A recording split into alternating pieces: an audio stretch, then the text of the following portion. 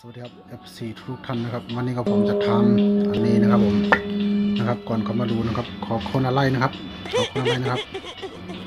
นี่ครับผมวิธีการทำนะฮะหมักพักเนื้อไก่เนาะ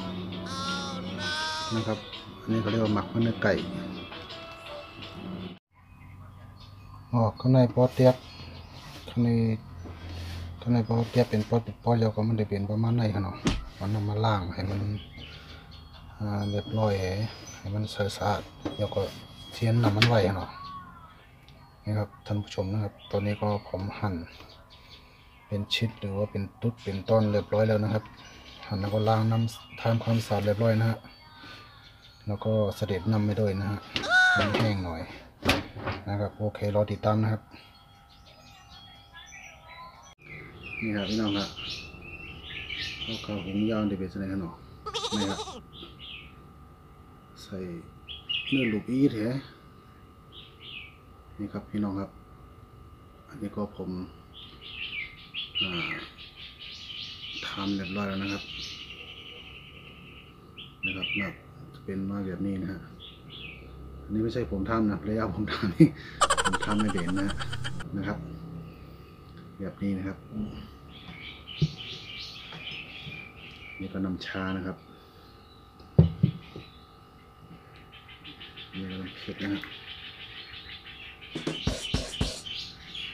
น้ำพริกครับมาเลยครับกินด้วยกันนะครับมาครับพี่น้องครับกูคนกินข้าวกินน้ำกินข้าวกินปลาด้วยกันนะครับ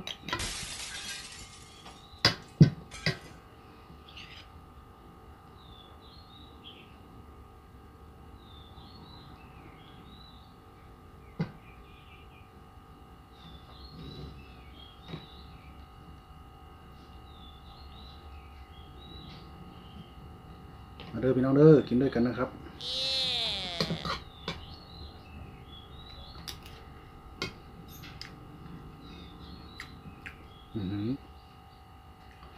นี่ครับวิธีการกินนะกินแบบนี้นะ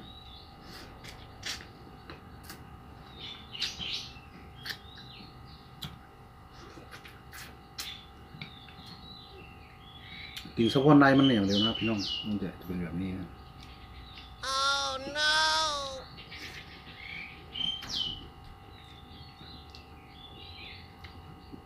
อันนี้มันช่วยหลายๆอย่างนะพี่น้องนะ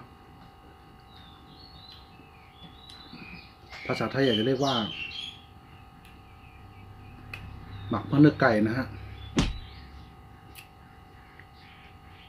อันนี้เรียกว่าหมักเนื้อไก่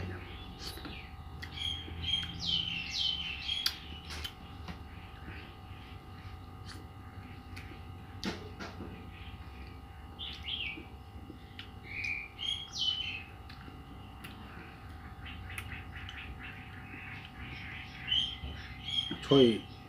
อันนี้เป็นสมุนไพรนะฮะช่วยได้หลายอย่างนะฮะ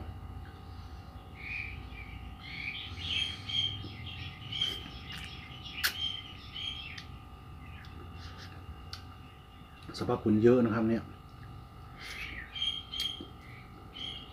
บางทีเราอาจจะมองข้ามมันไปเราจะไม่เห็นคุณค่าแต่ที่จริงว่านี่ดีมากเลยนะครับพี่น้อง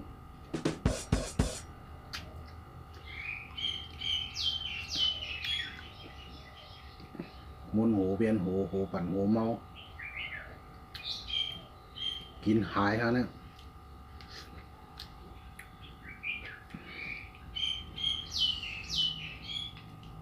ก้นคืนเกิดการนักยุกนักในขนมอันนี้ได้กินค่ะกินแล้วมันหายนะ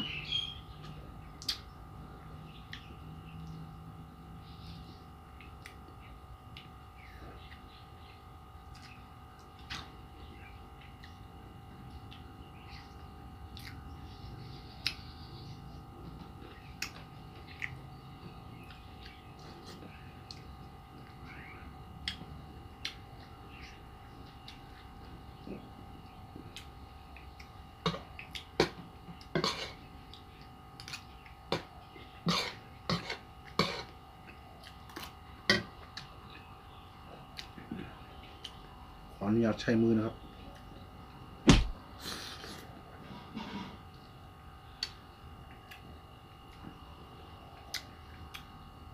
โอ้น้ำพริกเผ็ดมากเลยพี่น้อย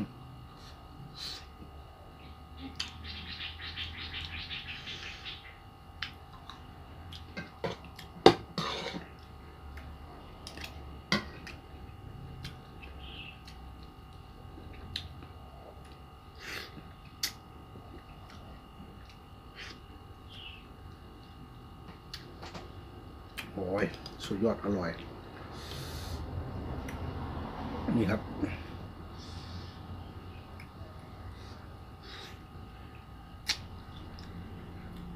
ดูดกินสวรรค์ในมันอย่างเดียวนะกินด้านในนะครับพี่น้องเปลือกไม่ได้มากินครับกินได้อย่างเดียวหมักเพราะเนื้อไก่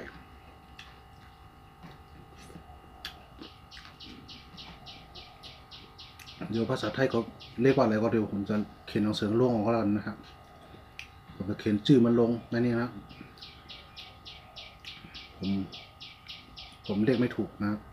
แต่ภาษาไทยใหญ่ก็เรียกว่าหมักพักเนื้อไก่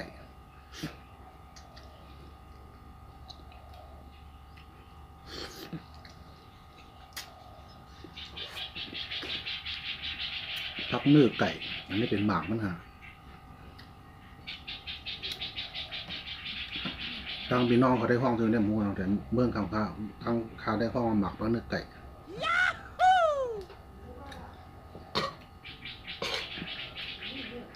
มันเป็นส่วนพักเนื้อไก่ครับมันจะออกยอดต้องออกย้อนยอเนี่ยมันได้หมอกนั่นต้องเก๋ที่เป็นหมักนี่ครับเนี่ยในหมักพักเนื้อไก่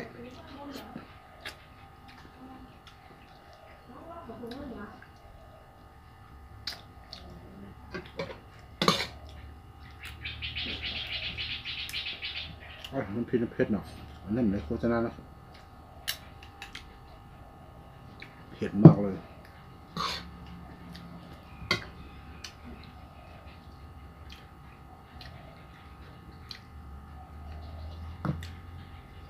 ต้มเสียกระดูกหมูจ้ะ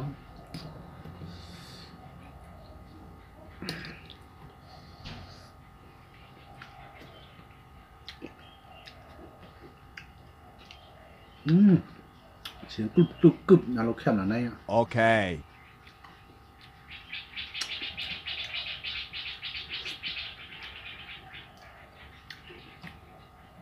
ไล่กินเดี๋ยวมันจะเขากินขี้กานนะพี่น้อง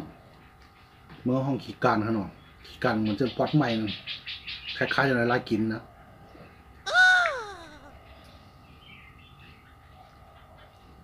มันเหมือนกันไหมคล้ายๆกันไหมไล่กินเดี๋ยวว่ารสชาติเนี่ยเอียสาเนี่ยเหมือนนะครับ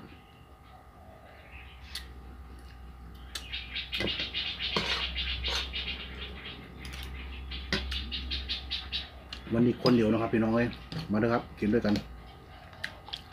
คนเดียวนะครับวันนี้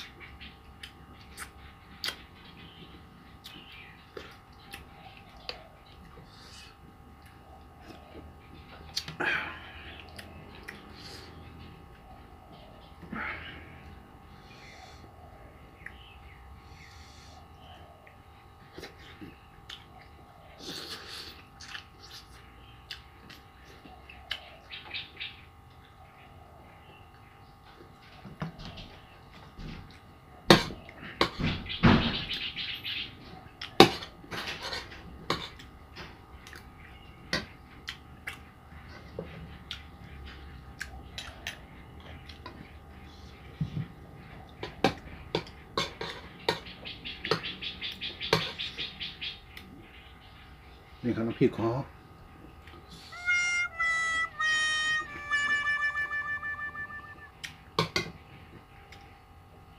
น้ำเผ็ดน้ำพริก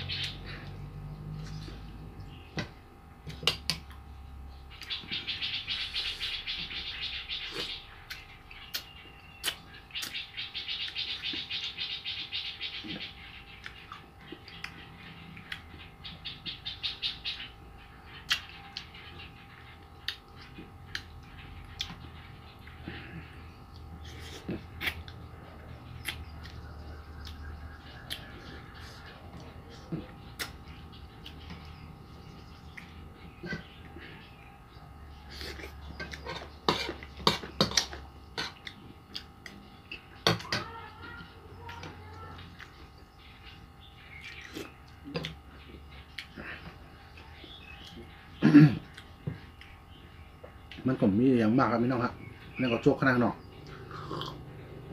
เดี๋ยวข้าดิย้อนกินตัวกูคลิปยาวแฮงนี่ก็ไล่หุงหมักมันนึกไก่ขนาดเดี๋ยวภาษาเมืองหรือว่าภาษาไทยหรือภาษาเมืองนั่นแหละมันเรียกว่าคือว่าเดี๋ยวข้าเดี๋ยวผมจะเขียนหนังสือลงในนี่ชื่อมันนะฮะมันเรียกว่าอะไรชื่ออะไรแต่ภาษาของผมเรียกว่าหมักเนื้อไก่นะครับโอเคจบคลิปพี่น้องนี้นะครับกดคลิปมันยาวเลยผมจะกินต่อนะครับสวัสดีครับ